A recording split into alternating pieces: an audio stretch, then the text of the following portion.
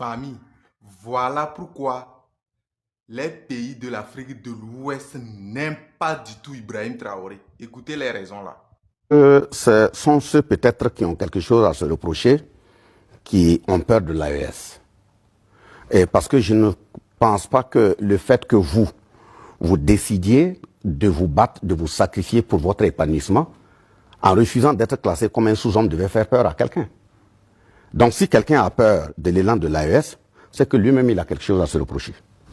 Et typiquement, sur votre question, il faut dire que la force de l'AES réside d'abord en la qualité des trois dirigeants qui, comme je l'ai dit tantôt, en quelques secondes, fractions de secondes sur des sujets, ils ont le même point de vue et la même orientation.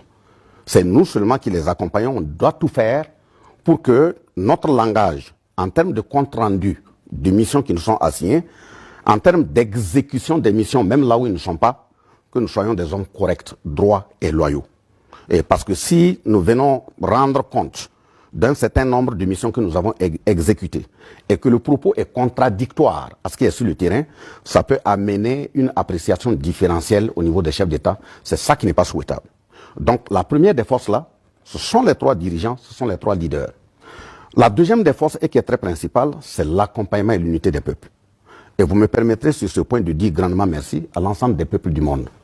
Parce que vous savez très bien que ceux qui sont autour, dont ceux dont vous dites que l'AES fait peur, et qui rôdent autour comme des rapaces, c'est des gens qui n'ont jamais reculé. Ils peuvent donner l'impression de reculer.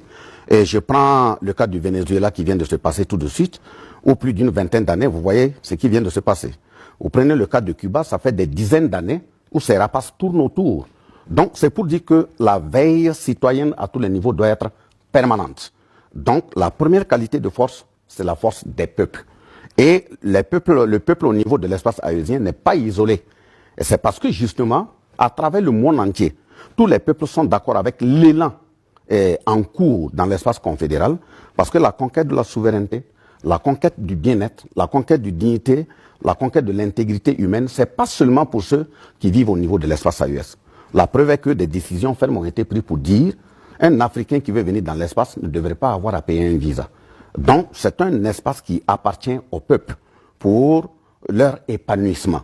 Donc, en même temps que c'est pour leur épanouissement qu'ils doivent comprendre, c'est un œuf qu'ils doivent protéger. Et protéger cet œuf commence par protéger les différents leaders pour empêcher que quelque chose leur arrive.